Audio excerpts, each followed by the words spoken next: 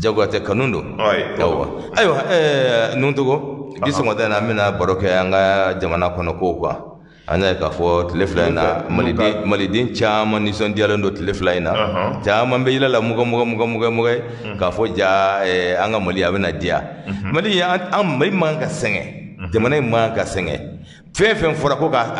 febe be nga hake yinin nabi aka hake yinin nabi wallahi ni mali nyemo tlina ka baka kanye wori yurugu ka dabla wallahi amandia sumaji be nogoya fen chama be ke dunga fa be sabati sugu be nogoya mais ma kelen be ma biduru nyoro dun ma kelen be ma tan nyoro dun ma kelen be shun nyoro dun ma kelen be jamana be gerla ko o na flota ko dun o ka juguni mali juguye olu kan ga daka kantigadi ulle jamana sigin ko non to amena boroge bi so ngade na lakana baliya folo amena boloko ko parce que ale fana nyoga kanya kosebe no boray ibena ka akilna disa anya ka fo wili ka jom min kelendo ka aywa bamba umine muno ye mali wari jen dun wa ko ku wele ku nyinga awa do wele la no Ismail Bube mega premier ministre ko do aywa bi ambe domina ko bi sigate dara kaduna kaso bombala kono na ani aka ministre de finance mi fana ko mbi à l'époque no ye madame Boire Félix Sissoko ko nyinga lu tengoro ale fana na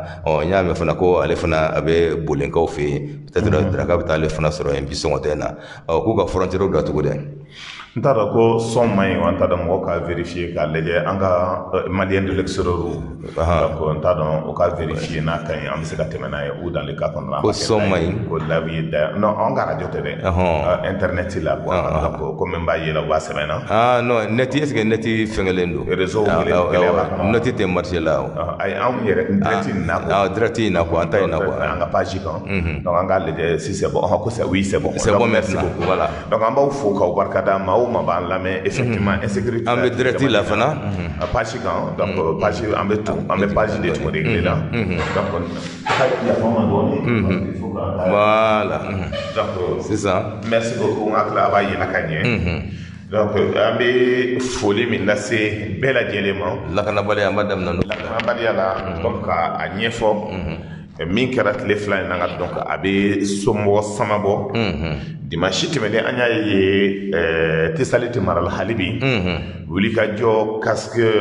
tubabuw ka yɔrɔ n'o ye faransi ka lakana yɔrɔ ye tesalite o y'a ye o ye maaw mugu jugu fili ka don ka sɔgɔma joona wulafɛ vers midi 14h o kɔnɔna na français fila banana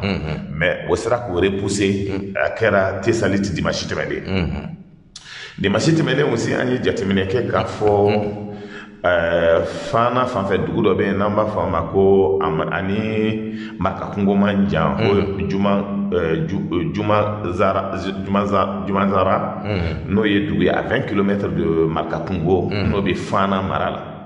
jateminɛ kɛra k'a fɔ dugu denmisɛnnin dugu naani denmisɛnninw farala ɲɔgɔn kan maa dɔw de bɛ na ka n'u ka yɔrɔ bɛɛ k'a lotise k'a feere nka donc mankan nana ka don u ni ɲɔgɔn cɛ u ni dugudenw ma bɛn ko la donc gɛlɛya bɔra kɔnɔ o ye ɲɔgɔn dɔw banana maa kelen tora o ko la jateminɛ kɛra k'a fɔ aussi tile filanan komi i bɔra kalama wanzani bonni ni ɲɔgɔn cɛ militaire min ka donc n'o olu ka donc o bɔtɔ la duwanza ka taa bonni a kɛra mankanba ye et donc mobili piézelen dɔ tun bɛ ɲɛfɛla la o mobili in ka donc o tɛmɛna o mobili la dɔrɔn mankan wulila garak nka donc o ye tiri k'an ka mɔgɔw la finalement bilan laban nana ka kɛ mɔgɔ 17 o de tora a kɔnɔna na donc o ye min fɔ an ye officiellement mais couloir kɔnɔ an bɔra min kalama an b'a dɔn a ka ca n'o ye donc an bɛ dugawu kɛ ala ka hinɛ o bɛɛ lajɛlen o ko o tɛmɛlen tile fila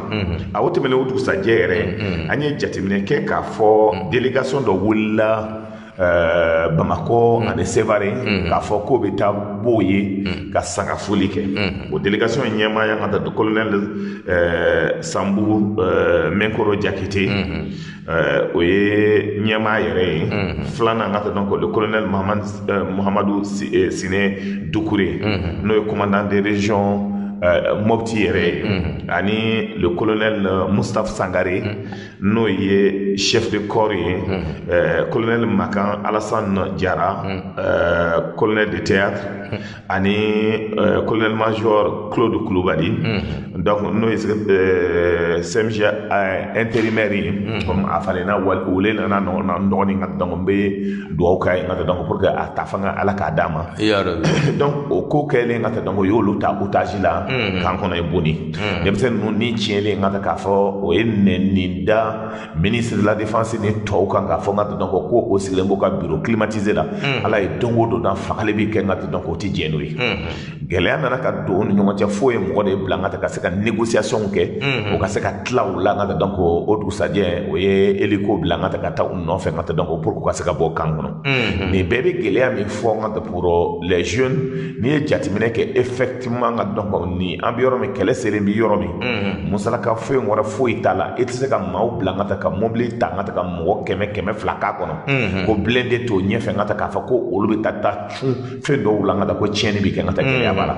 m'a fɔ ka donc tɔw ko blindé de b'o bolo o bɛ Dakar kɛ an ka maaw la mais État ka disposition na sécurité ko la n'i ye Nations Unies mɔgɔ o mɔgɔ ye n'o bɔtɔla don i b'a ye ka ko tiɲɛni ba tɛ ko fɛn mun i b'a sɔrɔ fɛn dɔw dilanlen b'a kama n'o ye maramafɛn dɔw ye min b'a to hali n'i yɛlɛla bɔmu kan a masiba ka mobili bɛ se ka tiɲɛ mais adamaden bɛ se ka protéger parce que n'i ye mobili ninnu ye ka katikati ninnu ye ka donc pɛrɛnmugu pɛrɛnta ninnu na i b'a ye a bɛ se ka wuli jusqu'à 4 à 5 mètres ni adamaden min b'a kɔnɔ après i bɛ adamaden sogo de tɔmɔ donc o kɔnɔna de la ka donc disposition ka taa ni hakili b'a la tuma dɔ la 3 frontières la Mali ka donc Burkina ani Niger an ka mɔgɔw bɔra ka taa patrouille la o ko mobili min bɛ yen ka donc Burkinabéw y'i kanto o segin k'u ka rapport kɛ k'olu fɛ ka ko hali olu ka sow bɛ ta min na n'o banana o ka mɔgɔ bɛ don min na a bɛ fɔ min ma ko ambulance o ka ambulance bilalen de ko mais ko Mali kɔnɔna na ka donc Mali troupe bɛ bɔ i b'a sɔrɔ katikati ninnu dɔrɔn de b'o bolo ka donc katikati léger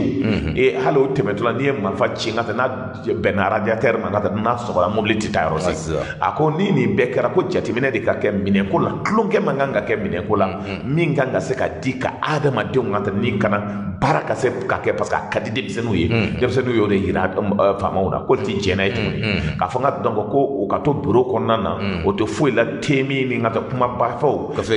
kafe min k'a fɔ k'o tɛ se ka na sur le terrain ka na o dɛmɛ sɔgɔbi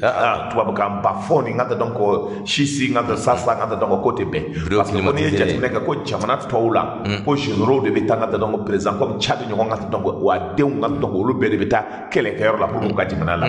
ko mais aw sigilen bɛ bureau kɔnɔna min ka da u ye ka taa donc tubabukan ba fɔ dɛ nɛni dara ani tɔgɔ tiɲɛni ani kuma caman fɔra Sadio ma ni Sadio yɛrɛ y'o mɛn ka taa donc a bɛ fanga in bila an ye mɔgɔ bila ka taa terrain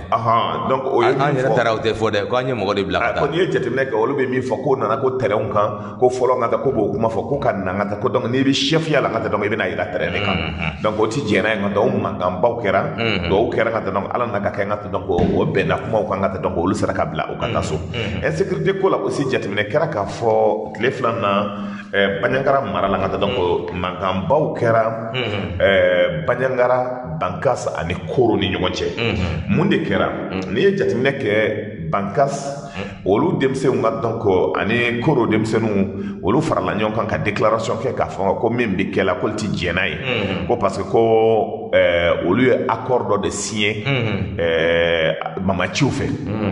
o accord ko nana cogo di n'i ye jateminɛ kɛ nka donc armée de kan ka se ka taa yɔrɔw lakana olu ye jateminɛ kɛ k'a fɔ ko armée ti nana gɛlɛya b'olu kan ka donc ala ye don o don na olu bɛ fɛ ka sɛnɛ kɛ o dɛsɛlen don ka sɛnɛ kɛ nka donc maaw bɛ fa la don o don pour que hali k'a fɔ k'i bɛ sɛnɛ kɛ fo dɔ ka taa i lakana n'o tɛ i tɛ se ka sɛnɛ kɛ donc o ko n'i ye jateminɛ kɛ o la komi armée de kan ka na olu lakana armée ti nana nka donc donsow ka donc gɛlɛya caman bɛ se la olu ma minɛn mun b'o bolo ani minɛn min bɛ yen nka mɔgɔ ninnu bolo nka kelen tɛ donc olu fait ngata donc vaut mieux que accord ka signé o accord ko ina ngata donc accord signé o accord ma signé bi même bi kela olu ka yoro la ngata abe fo min ma ko jakabo abe fo min ma ngata ka fo ko fengo fe ngata donc no e gele ngata donc on est trop des o bara de bi kela olu bara donc olu be min ñini sangata donc olu lafia de ñini comme armée desna ngata kana olu sécuriser olu sonna sangata donc pour que oni nunu ka sigi ka barake o bara en konna na ka hakilnanta min ba to ngata donc be bo gele en konna bangaska de un sigla aussi ngata koro yo jatimine bangasi yo jatimine mais gele nana ka ke banyagara kaw ye sira datugu bankaskaw ye ko parce que ko ye accord signé maintenant an be bankaskaw ka demsenu ka kuma kan lamɛ o ye min fɔ ngata donc an be na o lamɛ. 21 nous jeunesse des deux cercles condamnons avec la dernière rigueur cet acte de blocage de la RN15 qui est aussi une route sous-régionale. Lançons un appel à toutes les autorités locales, régionales et nationales d'assumer leurs responsabilités. Demandons la levée immédiate et sans condition du blocus pour permettre la libre circulation des personnes et de leurs biens. Fait à Bankas le 22 août 2021 pour Koro Ibrahima Guindo, pour Bankas Mahamoudou Guindo. ne bakaska denw ka kumakan ye ani koro ka denw mais o bɔlen ka ban aussi réaction kɛra directement parce que o kɛlen ka sigi ka fɔ nana ka segin ka kɛ toujours insécurité ko la ko in yɛrɛ bloquela min na an b'a lajɛ dana ma sago ka kumakan lasela be yen an bɛ kuma d'a ma a yɛrɛ min b'a bolo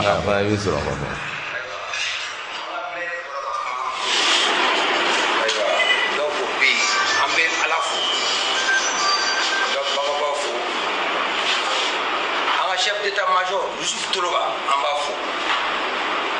a cɛdenw bɛɛ an b'a fo ala min ye bi do jira na an b'a fo préfet mairie conseil de cercle donso fɛnw cɛkɔrɔbaw jeunes ko fɛn o fɛn na an b'a bɛɛ fo aw cɛ ani baraji an tun bɛ don min kɔnɔ bi do minɛ in kɛra anw fɛ danaw fɛ ani préfet fɛ préfet Bangarata an b'a fo kosɛbɛ semaine na ka bɔ Seware ka sa Koro sira in baaralen don mɔgɔw diginen don mɔgɔw hakili la donsow y'o kɛ pour que k'a digi mɔgɔw la o tɛ u y'a kɛ Koro Bankas Bayangara Douanza u bɛɛ ka lafiya cogoya min na donso yɛrɛ ka faamu la diɲɛ yɛrɛ ka faamu na nin bɛɛ ye dɔgɔ ye insécurité de bɛ yen anw fɛ faamaw tɛ ka kuma mɛriw tɛ ka kuma dugutigiw a bɔ Koro ka taa Bankas u bɛ ka bolonɔ de bila ni mɔgɔ jugu ye donso bɛ ka sa don o don civil bɛ ka sa don o don transport tɛ se ka kɛ o de kama kɔsa in na an yɛrɛ ka don ka bɔ Koro ka taa Bankas ka yɛlɛ ka na Bayangara a bolonɔ bɛ ka bila donc u bɛ ka na fo Bayangara k'a ka dugu bɔsi ka di mɔgɔ jugu ma vraiment donso fana ye marifa ba kɛ pour que basigi ka na pour que an ka danbe ka sigi anw ma an ka kɛ an yɛrɛ ye n'a tɛ kɛ an yɛrɛ ye solution ɲini solution min ye an ka fɛɛrɛ ɲini fɛɛrɛ min b'a to anw ka kisi donso an ka jamana ka kisi jamanadenw ka kisi faama yɛrɛ ka ɲɛ jɔ anw ɲɛ na k'a fɔ ko donso fana ye dɔ la Toloba bɛ baara min na a jamana baara don Koro préfet Bankas préfet Bayangara préfet Douanza préfet u ka message ci sommet président ma an bɛ solution ɲini cogoya min na de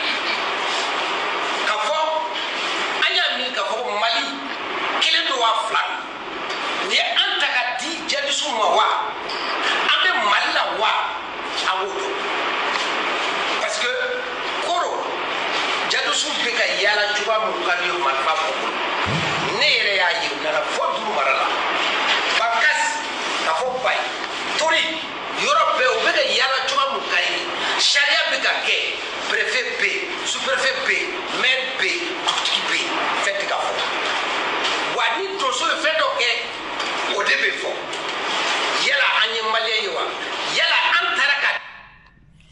yala an ye maliyɛnw do donc nin ye olu ka kumakanw ye k'a lase carrément maliyɛnw ma k'a fɔ ko gɛlɛya min b'olu kan bi nka tɛmɛ kɔnɔna na donc o y'o de bɔ k'a yira nin ye Danaya Masagu ka porte parole ye o y'a kɛ min kama o m'a kɛ olu ka yecogo la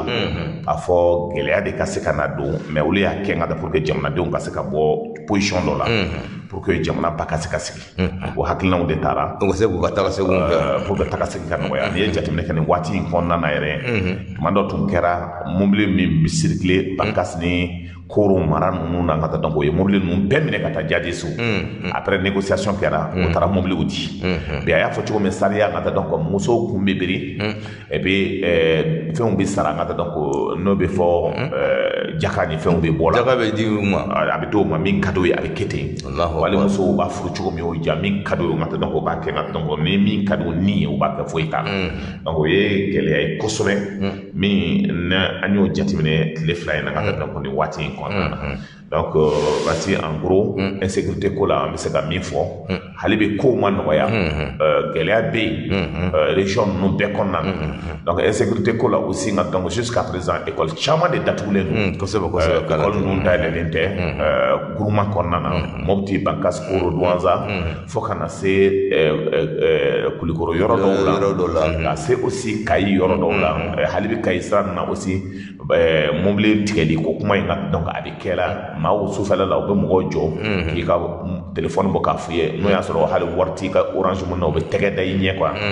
donc ni gɛlɛyaw de bɛ kɛ la donc an bɛ bɛɛ fo ka bɛɛ barikada ka dugawu kɛ jamana ye ala ka lakana ye ka donc ala ka sabati ala ka jamana ala ka basigi amin ayiwa n'o togo an bɛ taa an ka barosen filanan na barosen filanan a bɛ tali kɛ an ye k'a fɔ kunu premier ministre kɔrɔ Bugoye Mayiga ale kun welelen don ayiwa kiiri tigilamɔgɔw fɛ ayiwa ɲininkaliw kɔnɔna na u y'a bila bɛrɛ la n'o bɛ kasokunba ye ministre de finance fana n'o ye madame Jabo Mbuya Fili Sisoko Fili Sisoko ale fana u y'ale fana bila bɛrɛ la k'a bɛ Bolenkaw fɛ yen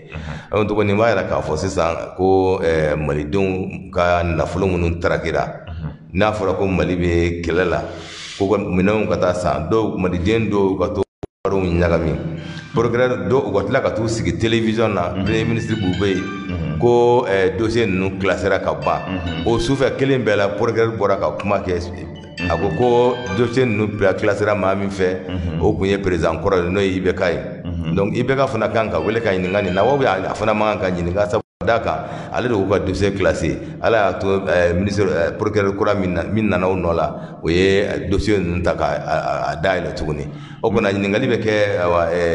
IBK fana na wa wala an b'a ye k'a fɔ ale fana tɛ se ka ɲininka parce que u b'a fɔ ko cour d'assises dɛ cour dɛ a donna ta a bɔra ta n bɛ min f'i ye nka donc kunu Sako premier ministre a y'i ka émission lamɛn a ye hakilina caman fɔ cour d'assises cour ko in na awɔ Sako a ko n'i ye jateminɛ kɛ mɔgɔ bɛ min fɔ la ni cour ko in n'a bɛ fɔ o ma ko haute cour des justice ani cour d'assises bɛɛ tun ye kelen depuis Mali constitution fɔlɔ la Modibo ka waati la haute cour nin bɛ yen mais min don ka taa a tun tɛ kɛ k'a sigi de k'a to i bɛ kɛ k'a kɛ cogo min k'a sigi ka bureau d'a ma ka mɔgɔw d'a ma k'a tɛ kɛ ten donc n'a ka di cour d'assises an bɛ min kɛ la bureau bɛ se ka d'a ma k'a sigi aussi nka de façon pérenne mais min don a dépense de ka bon mais i bɛ k'a pour régler des comptes avec Amadou Toumani Touré o y'a essayé k'o kɛ donc pour ka essayer ka fɛn kɛlɛ nka donc maintenant ko k'a miiri k'a fɔ ko 91 parce que i ka émission kɔnɔna k'a fɔra ko démocrate ye nin dilan pour que k'o yɛrɛ de protéger mais n'i ye jateminɛ kɛ ko caman b'o fɔ k'o t'a dɔn de parce que min don ka taa a bɛ a mɛnna parce que ni ko kɛra nka sani k'a ɲini k'a kɛ k'a fɔ maliyɛnw bɛ tuma dɔ k'o yɛrɛ fili kuma na k'a sɔrɔ nka tɛ dɔn ko yɛrɛ daminɛ ye nin ka t'a dɔn nin bɛ yen nin bɛ Modibo ka waati donc il faut que ça soit très clair donc n'an bɔra o kɔnɔna na an b'a jateminɛ n bɛ tasi bila kɛ bi mɔgɔba dɔ ma n'o ye Sumala Sise an ka Sumala lamɛn fɔlɔ dossier ko in na armement ko in na n ka tila o don e ka sɔrɔ n ka taa donc maison de la presse là. Ne yɛrɛ de tun y'a maître de cérémonie. A ye min fɔ an k'a lamɛn pour ka se ka se. Les scandales se sont multipliés tragiquement en phase avec les cortèges funèbres consécutifs aux violences meurtrières, mafieuses et terroristes grandissantes au nord et au centre du pays, pour lequel nos compatriotes, abandonnés par le pouvoir central, ont payé un trop lourd tribut. Affirmer sans embâche que notre pays est en guerre et utiliser ou laisser utiliser à d'autres fins les ressources destinées à équiper et à former l'armée malienne pour qu'elle puisse faire face à l'ennemi et l'annihiler à tout moment et partout sur le terrain, sur le territoire national. Cette affirmation, dis-je, constitue un acte assimilable, je dis bien un acte assimilable à la haute trahison de la part du chef suprême des armées. Susceptible d'ouvrir la voie à sa mise en accusation. C'est pourquoi nous avons saisi l'Assemblée nationale du Mali d'une demande formelle à la date du 26 août 2019 afin qu'elle procède à toutes les investigations nécessaires et urgentes pour répondre aux questions suivantes et éventuellement à d'autres. 1. Qui sont les responsables de cette tragédie? 2. Qui a choisi et commandé les hélicoptères? 3. Qui a ordonné les achats et à quel coût? 4. Qui a procédé au règlement et de quelle manière? 5. Comment se sont opérées les transactions? 6. Pourquoi les hélicoptères Puma sont-ils cloués au sol? 7. Pourquoi les avions Super Tucano livrés n'ont-ils pas les équipements de combat appropriés? 8. Pourquoi 2 avions Super Tucano n'ont-ils jamais, je dis bien jamais, été livrés? ala ka hina suni alisilame su bɛɛ lajɛlen na Sumala kumakan Sumala kumakan a salen ka taa bɛ baara kɛ e de question de poser e ka ko la Sumala yi répond Sumala ka sɔn min b'an bolo an bɛ se ka baara kɛ n'a ye san 20 Mali kɔnɔ a ye hakilina min ta ka kuma kow kan ka parce que a b'a dɔn ko de bɛ kɛ don Ibrahim Boubacar Keita n'a ka bubew min kɛra an ka procureur lamɛn fɔlɔ procureur de la République ye min fɔ sani an ka se nka Kasim Tapo yɛrɛ ye min fɔ a tɛ maa si to yen flash spécial la donc an ka procureur lamɛn. L'information que chacun d'entre nous a entendue selon laquelle les dossiers liés aux affaires criminels, n'est-ce pas, crimes commis lors de l'achat de l'avion présidentiel, n'est-ce pas, c'était à partir de 2016, et lors de l'achat d'importants équipements, n'est-ce pas, et de matériel destiné aux FAMA, que ces crimes auraient fait l'objet de classement sans suite. Je m'inscris en faux, n'est-ce pas, contre cette information. Ce n'est pas de la bonne information, c'est une contre-vérité. Et je m'avais donc apporté l'éclairage nécessaire. C'est vrai qu'à un moment donné, sous l'Ancien Régime, des enquêtes de police avaient été menées parce que la presse s'est fait l'écho de la commission de tels crimes et qu'il avait été instruit au procureur de la République du pôle économique d'alors de classer l'affaire sans suite. Il s'est conformé aux instructions qu'il a reçues des autorités administratives, des plus hautes autorités administratives dont il le relève. Par la suite, un autre ministre de la Justice est venu, a estimé que cette affaire ne devait pas faire l'objet de classement sans suite et a donné des informations dans le sens contraire, donc de rouvrir les dossiers liés à ces affaires-là. Des enquêtes complémentaires ont été menées, des ministres qui devaient être entendus lors de la première enquête et qui n'ont pas été, ont donc été entendus, n'est-ce pas, pour un complément d'enquête. La deuxième phase de l'enquête est venue avec de nouveaux éléments d'appréciation et maintenant les deux procès-verbaux d'enquête ajoutés au rapport du bureau du vérificateur général devaient constituer une moisson d'informations à laisser à l'appréciation de l'autorité compétente. Donc, pour tout ce qui concerne les autorités gouvernementales, les hautes autorités, les poursuites judiciaires sont déclenchées aux soins du procureur général de la Cour suprême. C'est la loi qui le dit. Donc, un procureur de la République au niveau du pôle économique et financier ne peut pas. Il ne peut ni classer sans suite, ni déclencher l'action publique. Ce n'était pas au procureur de la République de classer sans suite parce que l'appréciation des éléments d'enquête ne relevait pas de son autorité, mais plutôt de l'autorité du procureur général de la Cour suprême. Et parce que c'est la loi qui a dit, quand les ministres sont en cause, ils bénéficient du privilège de juridiction,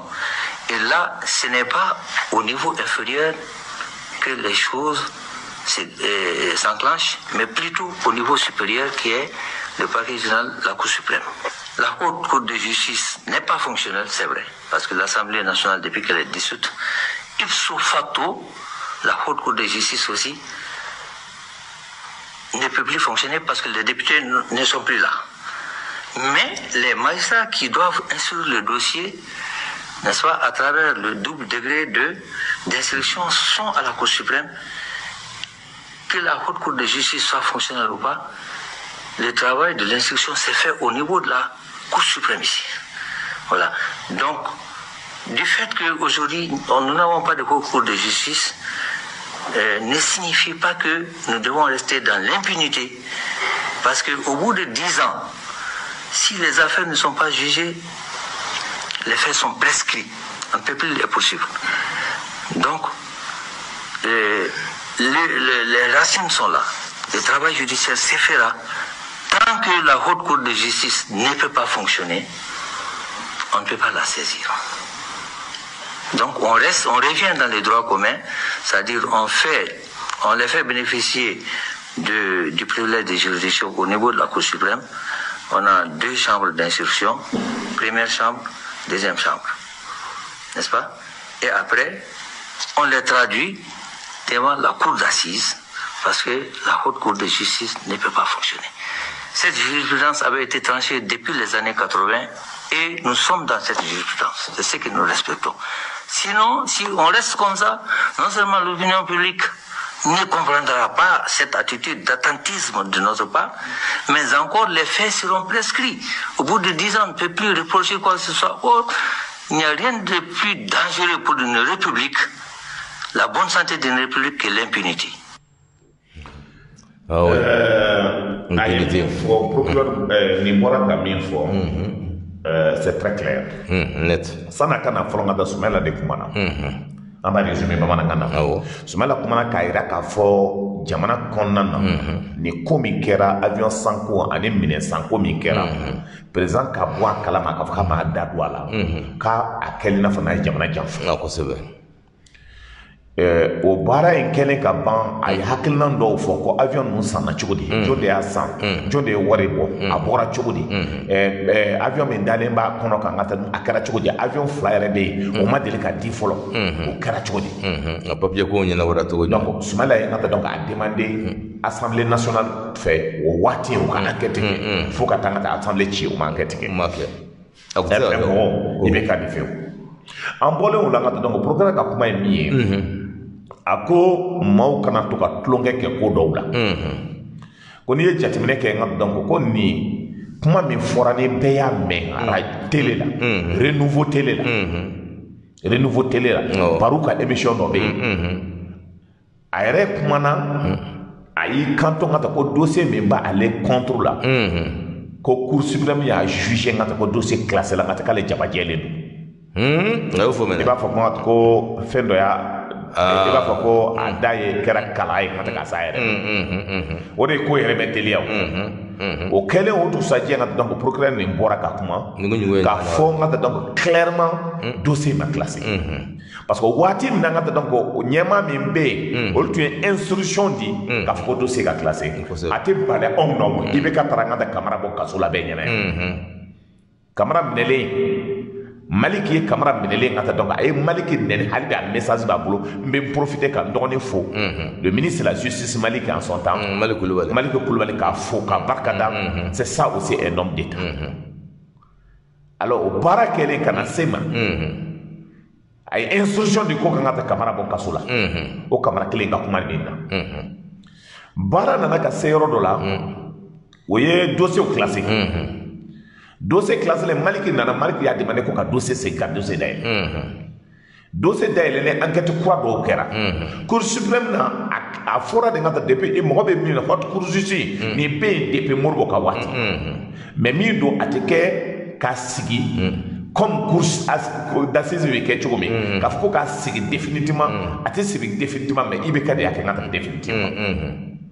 o kɛlen ka ban c'est pas parce que i kɛra ministre ye i ye sonyɛli kɛ i ye kalabanciya kɛ i ye zonya kɛ ko k'a fɔ k'i tɛ se ka juger Tapo comme a b'a dɔn Tapo ni dossier in na Tapo ye avocat ye ko ka avocat de matériel min dira n'o ye 25 milliards ye o wari yɛrɛ sarala cogo min an da bɛna so parce que ni dossier na ko caman de ka ko caman b'a kɔnɔ dɛ donc ni ye jateminɛ kɛ ka a ye min fɔ a ko maintenant u bɛ enquête kɛ ka donc n'a ma kɛ sisan ka 10 ans bɛna se dossier bɛ kɛ ka donc fo o tɛ se ka ɲininka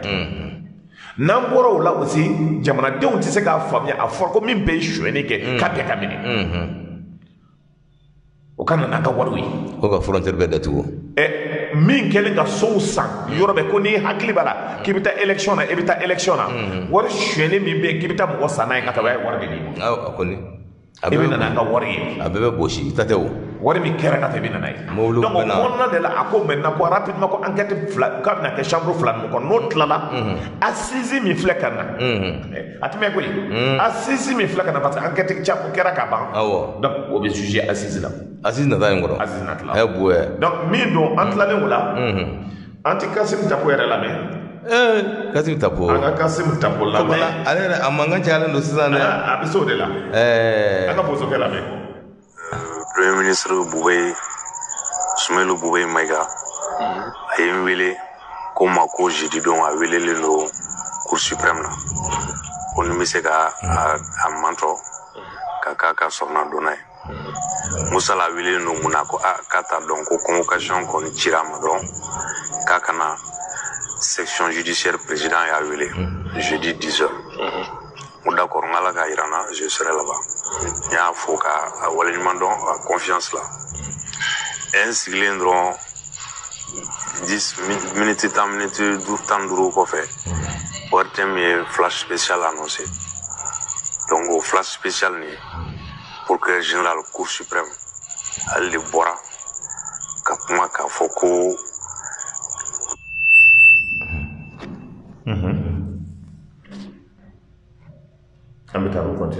Jana affaire min tun wula n'o ye sɔrɔdasiw ka équipement affaire ye ani président ka avion sanni a fɔra ko ɲagamiw donna na o procédure tun bɛ yen ko journaliste dɔw y'a fɔ ni Bubey tun bɛ kuma na renouveau ka ko affaire classera a banna donc ale bɔra ka na k'a fɔ k'a ma jɛn n'a ye ka ko tɛ tiɲɛ ko kuma in tɛ tiɲɛ ye bi tiɲɛ tɛ sini ko affaire ma classé ko procureur tɛ se ka affaire classé k'ale procureur général dossier b'ale de bolo ale de bɛ se k'a classé ale de bɛ se ka poursuite kɛ bon ale m'a classé wa dossier bɛ ka poursuit wa enquête bɛ sen na o de la n y'a faamu n ye Bubey wele kunbɛn donc procureur général ka kuma na nin dossier in de ale y'a lawuli dossier tun classera a yɛrɛ y'a fɔ ten ko yanni fanga ka bi u tun y'a classé ko mais ministre dɔ nana o ye dossier lakuraya bon ne hakili la o ministre fila bɛɛ tun bɛ fanga kelen in de kɔnɔ mais ale kɔni ko ministre dɔ seginna classement sans suite kan ko dossier b'ale ka niveau la ko procureur tɛ se k'a suit ale de b'a suit bon n'a ko journaliste ye min fɔ tiɲɛ tɛ a fana ye min fɔ sariya la tiɲɛ t'a la dɛ tiɲɛ hali kelen t'a la bon an minnu ye avocat ye diyagoya don n'a bɔra ka fɛn dɔw fɔ mɔgɔw tɛ min dɔn an fana ka bɔ ka mɔgɔw lafaamuya la sariya ye sariya de ye ale tɛ sariya sanfɛ anw t'a sanfɛ minnu bɛ ka juger olu t'a sanfɛ sariya b'an bɛɛ de sanfɛ sariya ye mun de fɔ ni ministre ye ko kɛ k'a to ministeriya la n'a ye ka kan ka ɲangi n'a ye baara jugu min kɛ n'a sɔrɔ n'a ka ministeriya baara de kɔnɔ k'a to a ka ministeriya baara de la a ye kojugu kɛ a ka kan ka ɲangi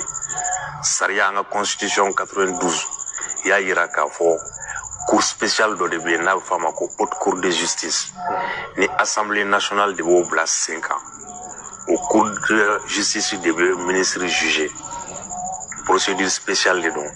ni procureur ye k'a fɔ ko ministre ye ko kɛ min bɛ sariya sɔsɔ a ka baara ministre sira fɛ a bɛ dossier ci procureur général ma cour suprême na procureur général bɛ dossier sɔrɔ cogo min na a b'a bila ka taa assemblée président ma o cogo la a tɛ se ka décision ta la a tɛ se ka classer a tɛ se ka poursuivre constitution ba yɛrɛ de ko tɛ donc ni dossier sera assemblée président ma assemblée président bɛ député réuni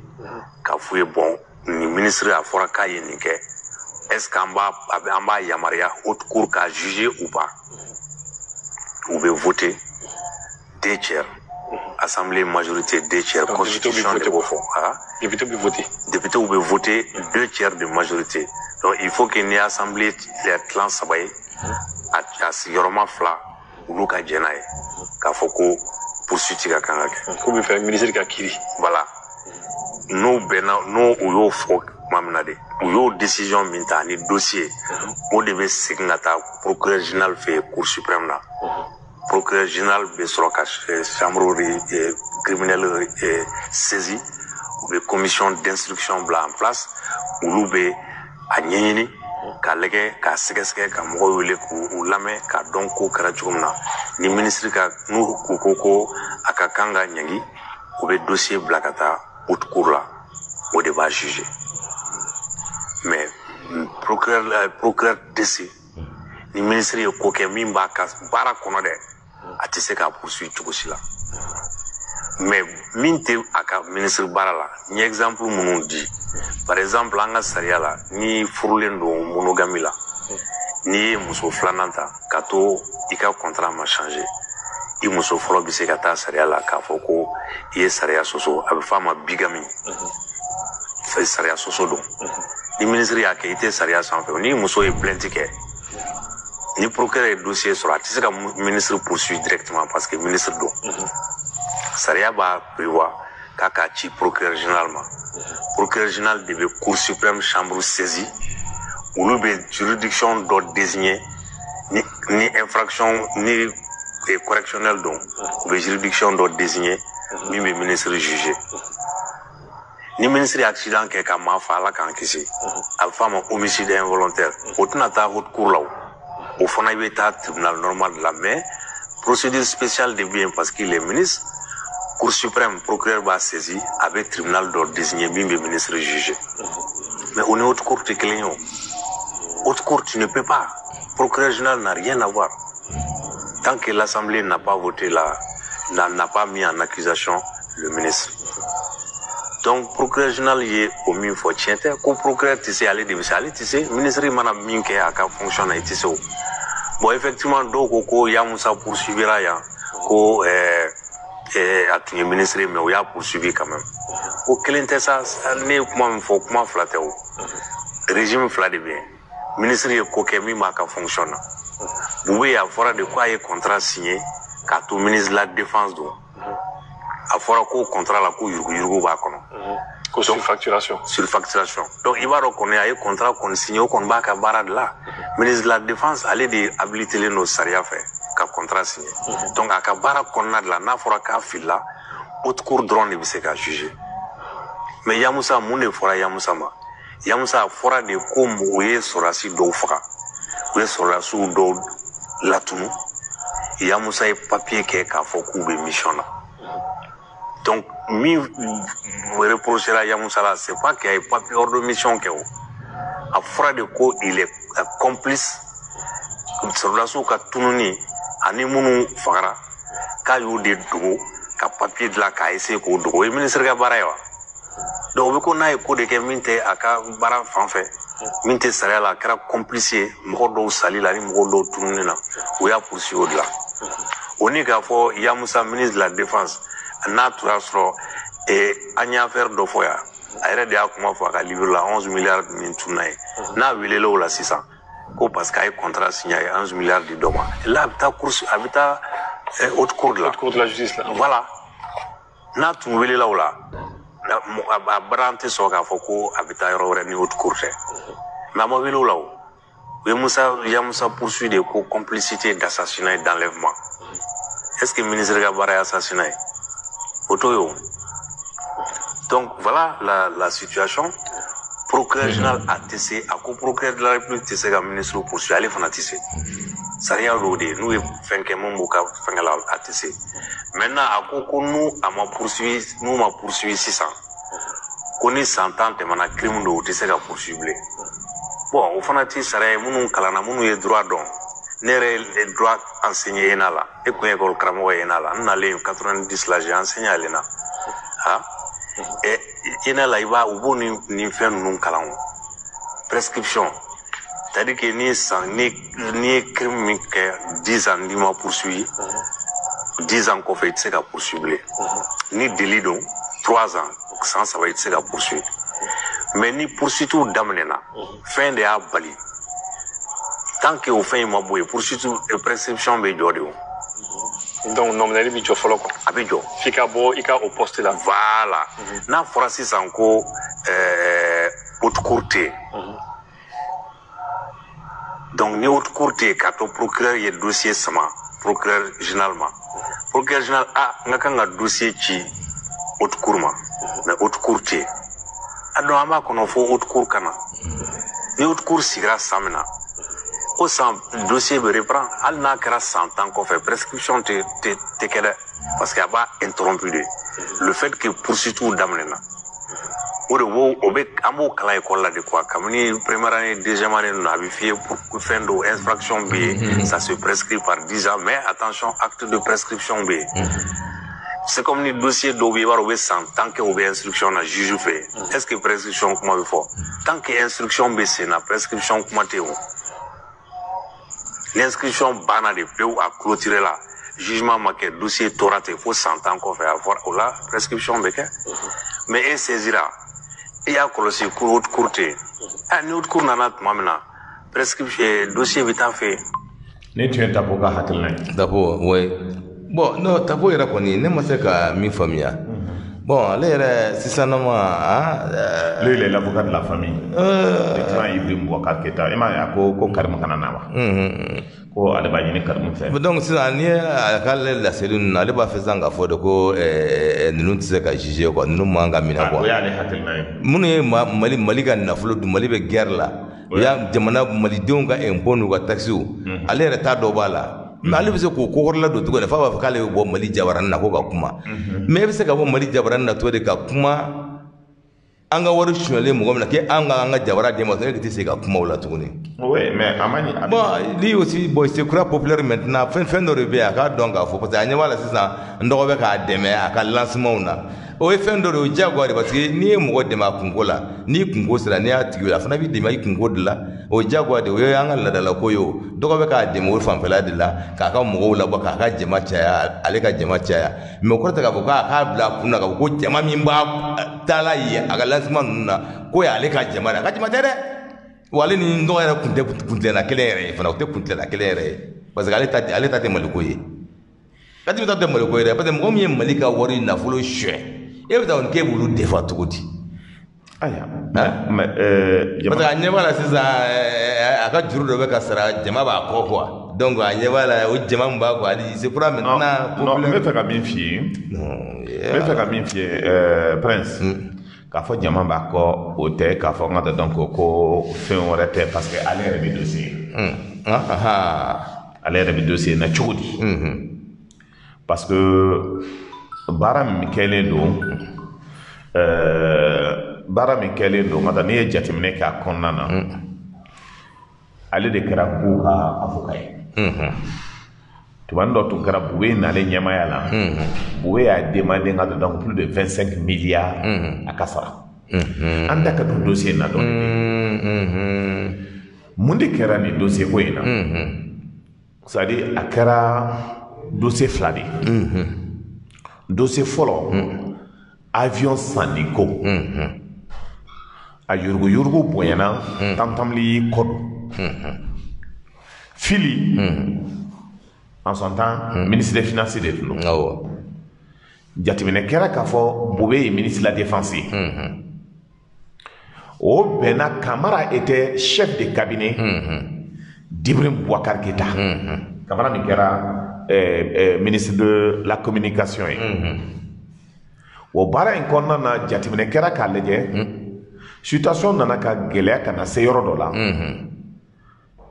i bɛ Bube y'a fɔ ko instruction dira ale ma par le président de la République en passant par Kamara pour que ka matériel ninnu di Go ma Go ye jɔn ye Kaɲasi den ka société don a sigilen bɛ Côte d'Ivoire ko bɛnna kan pour que minɛnw ka san ko parce que wari t'olu bolo a ka sara n ka donc san 3 ɲɔgɔn donc marché dira ni société min kan ka san 1000 o y'o kɛ 6000 ye tanti min kan ka san ni 2 millions don tanti dɔw kɛra parce que enquête min kɛra ni ye jateminɛ kɛ n ka au niveau de la cour du vérificateur 7 millions et quelques tantôt ça na 2 millions tantôt de 2 millions à 7 millions donc ni jateminɛ kɛ nin bɛɛ kɔnɔna na gɛlɛyaba de kɛra kɔnɔna na donc ministre caman bɛ yen ka taa donc dossier kɔnɔna finalement olu yɛrɛ bɛ na o yɛrɛ sɔrɔ a la o b'o yɛrɛ sɔrɔ a la cogo di parce que olu yɛrɛ nana ka taa donc ça veut dire wari ninnu ka le moment où ka taa ko nana ka gɛlɛya ka se Bube ka taa donc ani ko caman ka taa donc signature ninnu kɛra cogo min n'an ye jateminɛ kɛ ka taa donc avion ko ni fɛn ninnu na président ye baara bɛɛ kɛ mɔgɔ wɛrɛ bɛ yen ka taa min tun ye min commission dɔ sigila o commission o mɔgɔ 4 de b'a kɔnɔ avion ko la Ben Barka ka taa min y'a cousin ye min bɔra sisan ka taa a bɛ baara kɛ a y'o bila ka taa kɔfɛla la sani a ka bɔ présidenya la Ben Barka qui a été secrétaire général de la présidence Banque mondiale ni FMI ko nana ka gɛlɛya ka se yɔrɔ dɔ la o ko k'o bɔ gouvernement ko ka Bube bɔ ko ka Fili bɔ ko ka n ka donc Ben Barka bɔ avion sanko in na avion wari fɔlɔ taara ministère de la défense la o ye min kɛ n ka taa wari ɲagamina cogo min k'a ta n ka taa gɛlɛya nana ka kɛ mara nana bin o waati in kɔnɔ sans chercher à comprendre mara n ka taa donc a taara fɔ n ka taa assemblée la ko a tɛ ka avion min bɛ yen ko papier t'a la o nkalon jɔra a la ko papier t'a la ko papier t'a la hali nɛgɛso papier t'a la a bɛ boli ale yɛrɛ bɛ wele a a bɛ wele a tɛ taa ka danni kɛ o a bɛ kule la n ka taa donc fɔlɔ a bɛ a tɛ taa ka danni kɛ parce que ale yɛrɛ bɛ na ɲini ka fɛn dɔw la n'i y'a ye o kɔnɔna na donc jamana fɛn caman kɛra o Ben Barka in ka taa o tun ye ministre de l'investissement à son temps avion sanna États-Unis de mara yɛrɛ ko avion sanna IBK ko 19 millions mara ko n ka taa donc ko 20 millions an t'a dɔn mara bɛ bɔra ka explication d'a ma milliard excusez-moi donc nin bɛɛ min kɛra n ka taa donc avion sanni ko kuma min kɛra namara min tun b'o kɔnɔ plus min y'a gɛlɛma yɔrɔ ye équipement militaire o y'a gɛlɛma yɔrɔ ye donc min kɛra n ka taa donc baara ninnu jɔlen o la Bube nalen premier ministre la Boubou ministre des finances instruction kɛra tapo kelen ani cour suprême na jugement kɛra k'a fɔ ko wari in 25 milliards ka sara Go ye o y'a sɔrɔ Kanasi était conseiller technique au ministère à la présidence ale démissionné na a taara Côte d'Ivoire a bolila ka taa Côte d'Ivoire mais 25 milliards nin sara la a sara la n hakili la information min b'an bolo n'o tɛ o bɛ se ka rectifier instruction dira Premier ministre fait Boubé fait en tant que Premier ministre au ministre des Finances avec la complicité de Ibrahim Boubacar Keïta et le secrétaire général de la présidence Warika Sara au kɔnɔna de la o ye dossier kɛ cogoya la ko ka dossier datugu ko sans suite e bɛ se k'a faamuya cogo jumɛn Mali kɔnɔ gɛlɛya bɛ cogo min wari min dilen don ka taa ko baara ka kɛ c'est pour cela Soumaïla ye question dɔw poser avion min sanna matériel min sanna maa caman bɛ yen ka taa o da bɛna don a la a ma se an ka liste in fɔ mais mɔgɔ min bɛ yen a bɛ mɔgɔ 10 bɔ ministres bɛ wele et dɔw yɛrɛ bɛ yen o bɛ kɔfɛ fɔlɔ ministre kɔrɔ dɔw bɛ kɔfɛla la et dɔw bɛ yen ka taa ils seront entendus dans ce dossier mais ce que nous avons dit aussi à la gente ani Choguel avant Boubou c'était Igor donc avant Boubou c'était Igor mais c'est vrai donc n'i ye jateminɛ kɛ nin bana mɔgɔ min y'a sara de ka dɔgɔ b'o de ma l'instruction a été donnée à Boubou depuis donc on l'a ma Igor tɔgɔ fɔ a la donc Igor kɛra ministre mais ma tɔgɔ fɔ a la mais néanmoins donc tous ceux qui sont dans ce dossier là seront interpellés donc ne ko gente ma aussi n'a bɛ fɛ ka nin kɛlɛ kɛ ka jɛya aw yɛrɛ fɛ ni zo min bɛ a y'olu bɔ yen mɔgɔ tɛ da aw la vous aussi mɔgɔ nɔgɔlen min b'a aw kɔrɔ il faut que quand les gens Soumaïla Boubé ye maa min ye n ka tɛ i tɛ se ka minɛ ten n ka tɛ k'a fɔ k'i t'i ka sécurité garantie aussi o k'u hakili t'o yɛrɛ la denmisɛnninw don donc an b'a f'u ye parce que le problème est que il a tellement à donner de sécurité d'État kɔnɔ tellement à donner de renseignements la Boubé minɛli kɔlɔlɔ b'a la kɔlɔlɔ b'a la parce que hali Faransi a minɛlen ka taa surtout n ka taa prison centrale la a ma diya Faransi Français mɔgɔ dɔw bila n ka taa donc est ce que kunu yɛrɛ o ma se prison na n ka taa ka taa ka condition lajɛ o bɛ fɛ k'a ka bɔ prison na ko parce que ko a taa yɔrɔ tɛ prison centrale ye parce que a kɛra premier ministre ye hali n'i kɛra président ye n'i ye tiɲɛni kɛ i bɛ taa prison centrale la a bɛ to yen dɛ n'i ye jateminɛ kɛ anw ma deli ka émission kɛ semaine kɔnɔ semaine fila kɔnɔ ni n da ma se Boubé ko maaw y'i kan to o hakili ko acharnement don k'an b'a contrôler la n ko non ne tɛmɛna ministère de la défense la ne ye nɔ dɔw ye an ye fɛn dɔw ye min b'a to an bɛ kuma o kɔrɔta ye k'an bɛ mɔgɔ kɔntu la mais prince jamana ko foyi n ka taa i tɛ se ka n ka taa jamana nafolo ta n ka taa min ka di ni ye k'i b'a k'a la ko k'a fɔ k'an tɛ kuma o kɔnɔ ayi an bɛ kuma dɛ et puis an tɛ mɔgɔ kɔntu la a tɛ jɛ n'a ye jamana min kɔni ye an bɛɛ jɛ ye nafolo min ye an bɛɛ jɛ ye k'i b'i sago kɛ n'a ye jamana kɔnɔna na ko i ye min kɛ k'a banna ko fɛn t'a la k'o ta yɔrɔ tɛ kasogunba ye an tɛ jɛ n'a ye n'u y'a labɔ yen tɔ minnu fana bɛ olu fana bɛ o tuma maa min tɔ min bɛ yen ka o kan ka se ka foyi fana ta yɔrɔ tɛ yen donc la question c'est ça il est important que les Maliens comprennent et que ɲɛ bɛ dɔw kan bagan y'a la olu b'a kɔ ten parce que déjà ni nasɔngɔ bɛ sɔrɔ k'a di hali n'i ye Mali feere dɔw bɛ tugu i la e kɔni o jɛlen don ni jumɛn ma da anw kan Soumaïla y'a fɔ a ye Soumaïla bɛ tiɲɛ so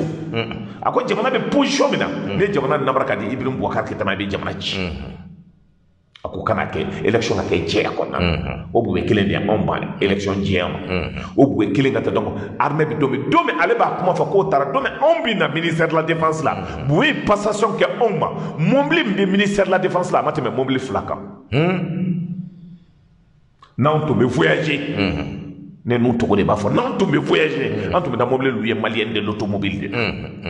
chef d'état-major directeur de service au ministère de la défense la maa si tun tɛ yen mobili tun bɛ min bolo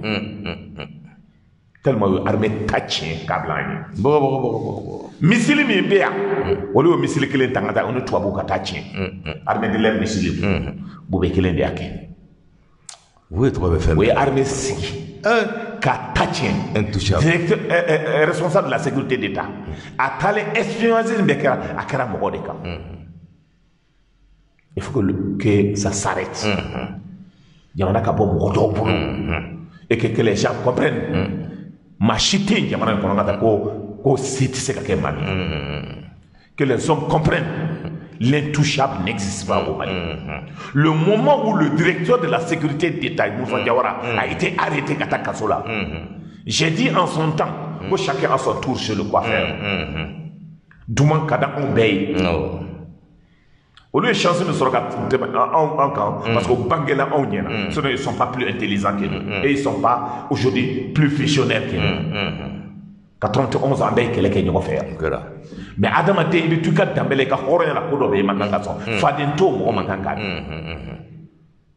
Ibrahim Bouakar Keita nana ka jamana tiɲɛ ka se yɔrɔ min ka jamana halaki ka se yɔrɔ min ka connaissance halaki ka se yɔrɔ min o conséquence logique de ye nin bɛɛ ye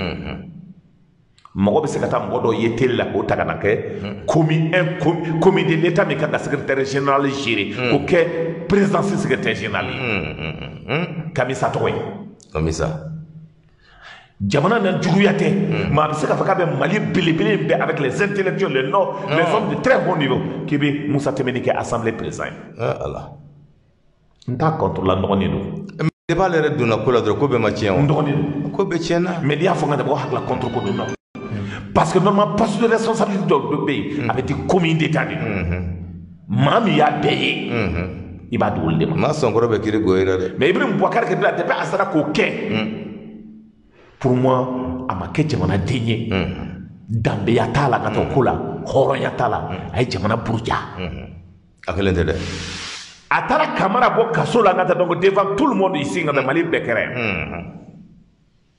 dɔw ko ne ma ko jusqu'à présent ko n kan k'a ka kuma dabila n ko non misaliya don parce que jamana kalifa la non i b'i ka kan ka juger sa i b'i ka bɛ wele o a bɛ wele n y'a fɔ aussi ko président min bɛna juger Mali kɔnɔ pour la première fois devant tout le monde et que tout le monde soit content o ye Ibrahim Bouakar Keita sɔnna ka sa dans ce dossier avion nous sanna cogo min armement sanna cogo min il est bon que n ka pour complicité pour haute trahison comme Soumaïla y'a fɔ cogo min que Ibrahim Bouakar Keita soit accusé ni ko ni fɛngɛ bɛ ko la ale yɛrɛ de ma bɔ télé la k'a fɔ k'ale ye wari nafolo di ko ka taa avion ni kɛlɛkɛminɛnw ta ko mais ko avion kulolen filɛ gɛngɛlen filɛ dugu la ale de m'o fɔ wa ale y'a fɔ n'i y'o fɔ e dun bɛ mɔgɔw de ka baara la mun n'i t'a fɔ o don kelen na k'a fɔ bon n ye wari di mɔgɔ minnu ma ka taa san n'u y'a gɛngɛ u dɔnnen don u tɔgɔ filɛ nin ye wa kiiri tigɛla mɔgɔ a y'u ka jugement kɛ e ma se k'o fɔ o e bɛ tila k'a fɔ tuguni k'olu ka papier ko k'o datugu k'o bila kɛrɛfɛ donc ale yɛrɛ caman dun a fana ka wele donc o don komi y'a ta fɔ ko k'a datugu dɛ a ka wele ka ɲininka donc c'est pour cela Ibrahim Bouakar Keita yan'a ka sa ala deli yan'a ka sa k'a wele faga sisan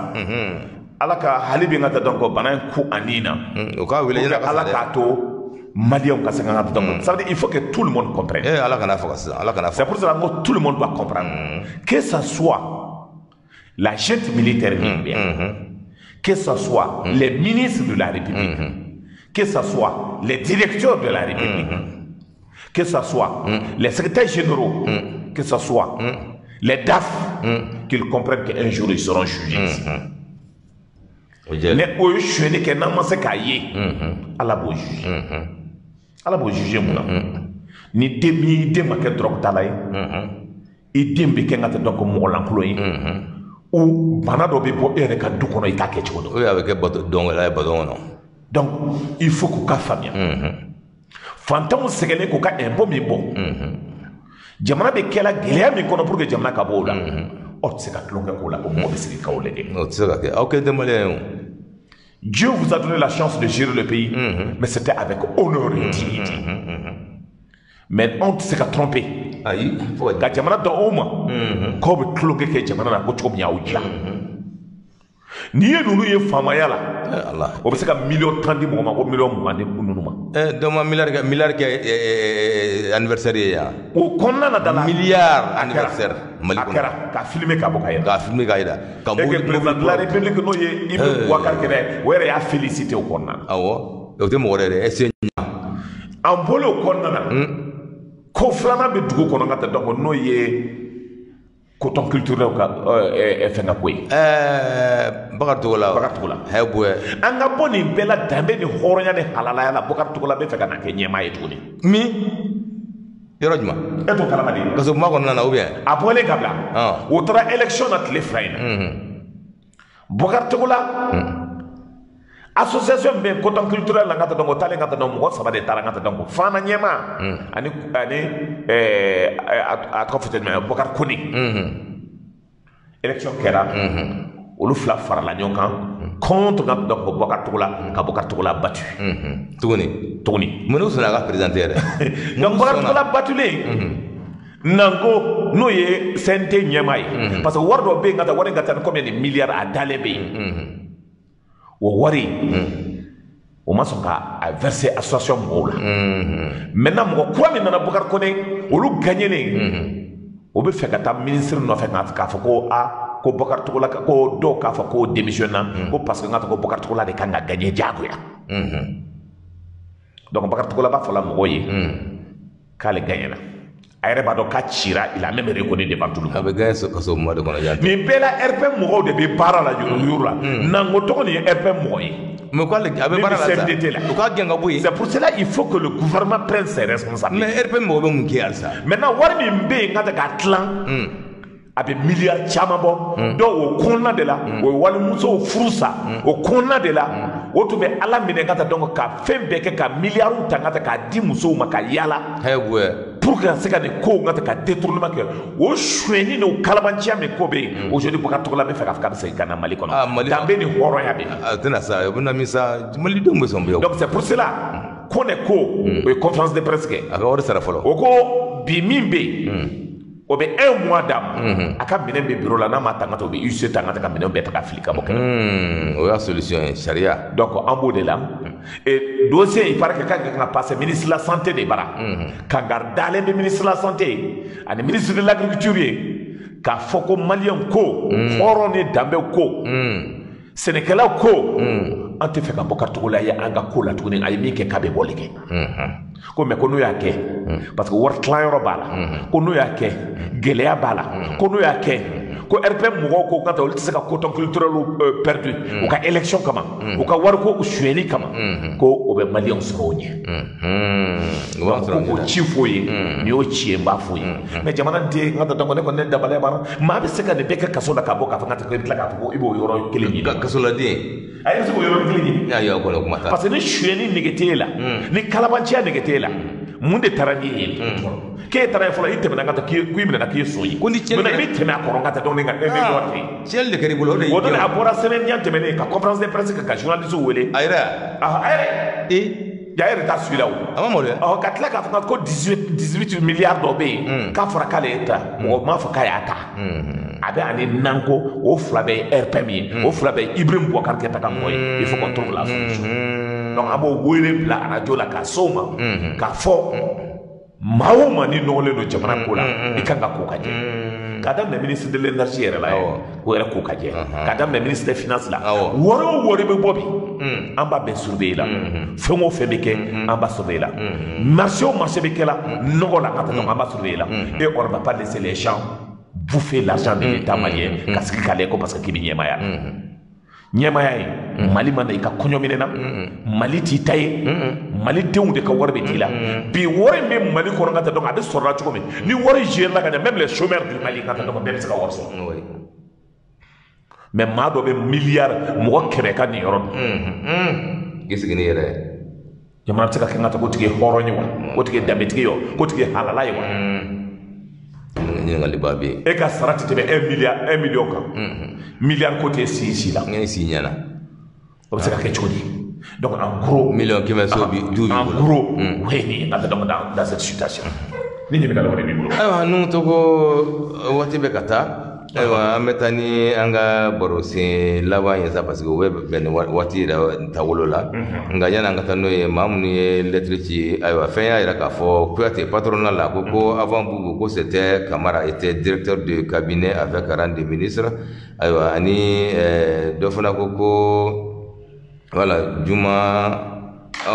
Dri Bajalan Tura ale foli de kɛ an b'ale fo maa laban min ye fɛn kɛ ko insécurité la k'u ye pɔn dɔ bɛ yen k'u ye o fana wuli effectivement Mopti sira kan ka taa donc Mopti ka taa donc Kundaga pɔn o ye wuli Yalko ye ko ten c'est vrai o ye pɔn wuli o ye tarabɔmu don ka taa donc san kɛlen mɔgɔw replier ka taa tarabɔmu don ka yɔrɔ ka dingɛ segin ka taa o pɔn kelen bɛɛ bɛ tɛmɛ o de kan ka taa sur la route de poisson a bɛ fɔ wɔ ka taa siraba min bɔra ka taa tɛmɛ ka taa Bankasi fo ka tila ka taa Koro donc o ye o pɔn kari mais n hakili jamanadenw bɛ solution sɔrɔ a la mais ala nana ka kɛ n ka taa o y'a sɔrɔ fo ka jigin nɛgɛ bɛ yen ka taa jusqu'à présent n hakili simaw kɛra la ka se ka bari ka pour ka se ka baara k'a kɔnɔ. D'accord, ya metanga barosen laban no o bena tadi kɛ Assise nationale de la refondation nga yano cɛ ko Madame Meiga Kadija k'a ye 1000 ci ko dɛmɛ radio la k'a ni ce k'a ni merci beaucoup. Donc an bɛ Madame Soumare Fatoumata Bambera aussi fo n'o bɛ ATT Bugu la n'a baraka assurance la ni waati in na an ka donc a bɛ se k'a la k'an lamɛn donc an bɛ bɛɛ fo k'a bɛɛ barika da. On continue ka taa Assise ko min i y'a fɔ n ka taa donc maintenant est ce que ale bɛ se ka bɛn ni a bɛ se ka kɛ ni élection ninnu. Bɛn gɛlɛya min bɛ yen nka aujourd'hui musalakan t'a la dɛ baara bɛ continuer na cogo min n'o m'o sen teliya an ka taa foyi t'a bali. Transition on va prolonger. A kan ka prolonger non. N'a kan ka prolonger aussi ne t'a contre la mais n bɛ fɛ ka min fɔ a ka prolonger nka tɛ baara bɛ kɛ la waati min na a ka se ka kɛ ten. Ka ɲɛ. Ni hakili b'a la 91 gɛlɛya nana ka se an sigila an kumana. C'est pour cela bi n hakili Choguel ni classe politique kan ka ɲɔgɔn ye à partir de 16 heures. O kan ka ɲɔgɔn ye bi. A bɛ kɛla min palais la tɛ donc palais de la culture na hakili CCB tɛ. CCB la nka ne bɛ min faamuya donc i b'a sɔrɔ réunion tɛ yen bi. I b'a sɔrɔ n'o tɛ an ka CNT ka réunion kɛ yɔrɔ ye. Olu fana ka yɔrɔ de ye. Donc maintenant o ko min kɛlen don donc ko ka ɲɔgɔn ye ka kuma n'a kan ka reporter mais ne ko n'a bɛ reporter an bɛ sigi k'a lajɛ de ka taa baara bɛ kɛ cogo min. Ce qui est important baara bɛ kɛla cogo min o ka baara doubler ka taa donc baaraw ka daminɛ. Il faut que min bilalen don ministre des réformes na n'o ye Ikasa ye qu'il aille très vite. Baaraw ka kɛ ka taa donc an ka teliya ka taa. Ani ministre de l'administration territoriale nin bɛɛ bɛ kɛ yɛlɛma min kan ka don Mali secteur bɛɛ kɔnɔna na. Yɛlɛmaba min bɛɛ kan ka don pour que force soit à la loi. Parce que n'i don i b'a dɔn ka taa sariya dilanlen don ka taa sariya bɛ maa min arranger olu tɛ fɛ yɛlɛma ka k'a la. O t'a fɛ yɛlɛma ka kɛ dɛ. Hali élection in na ka taa n'an taara tan zon kulew. Ma o ye ɲɔgɔn da o ye réunion kɛ kunun a kunna sini de. Tun bɛ yan. Ko réunion tɛ bɔ a da o kɔrɔ dɛ. Ouais ko bandiw min kɛlen ka Mali wari suɲɛ. Min kɛlen ka nafolo miliyariw suɲɛ. Minnu ye Mali dafiri. Min ye dafiri ka taa donc olu b'a dɛmɛbagaw. Olu dɔw yɛrɛ fɔlɔ ka mɔgɔ bila ka taa ko ka taa carte d'identité de maa o maa bolo o ka fɔlɔ k'o recensé. Ko ni mɔgɔ kan ka san à 50 000 francs par personne o b'a san o miliyari b'o bolo k'a tɛ tɛmɛ à peu près 6 milliards kan. Olu 6 milliards suɲɛ k'a bila déjà. O suɲɛlen b'u bolo yen. Et aux 6 milliards là, les presse n'en ont voté, carte d'identité de blanc, 50 000. Donc ils savent s'ils ont 2 millions, dès le premier tour, on va gagner. Parce que Mali ont tout voté. Donc on va essayer leur stratégie. Donc ça là, il faut casser ça. Pour gagner et que Mali ont cadre ou bien, Mali ont cadre, nous avons créé Jamana fait. D'habitude ou bien, oron bien, parti politique, moi, n'y en a pas bien, moi, pas bien. Wato lu bolo cogo o kan ka da olu la ka jamana kalifa kosɛbɛ n'a bɛ fɛ ka bɔ gɛlɛya o mɔgɔbaw bɛ yen n'o ma sariya tɛ se ka taa minnu bɛ wari bɔ ka élection san o tɛ se ka sariya bɔ k'olu ɲangi mais réforme na o bɛɛ de bɛna k'a la o réforme parce que fɔlɔ o ye sariya bolo min kɛ hali n'i ye mɔgɔ minɛ vidéo la ka taa n'a ye ka taa o tɛ prévu ye donc maintenant réforme ka kɛ an k'a lajɛ ka taa comment a bɛ se ka annuler cogo min. Mais mi ye zone kule wi mi ye goudron content kuntan goudron kolon dilan mi ngata donc finance gérer cogoya dɔ la mi ye ngata donc armée matériel ta cogoya dɔ la mi kɛra premier ministre ka wari nɔgɔlenw ta mais ni mandat dara o bɛɛ kan ko bɛ nɔgɔya animateur dɔ ye ko tanu ouais mais ngata ɲɛba kan ngata mais o tɛ animateur qui ɲamakala ye mais ka sigi animateur ya ni ɲamakala kana o don ɲɔgɔn na ale bɛ tila k'a fɔ k'ale bɛ Seydou Umaru a tɔgɔ gidɔrɔn dala ninnu tanu cogo dɔ la Maliko la n'ale hɔrɔn n'ale halala ye jeli halala bɛ yen n'ale halala ye ka tɛmɛ Mali gudɔrɔn ye cogoya dɔ la ka taa kan ale yɛrɛ ka carré kɔnɔna tɛ sɔn foyi ma mais a bɛ yɔrɔ min na a bɛ yɔrɔ min na carré kɔnɔna na a bɛ kule b'a la moto bolila min k'aw bɛ ko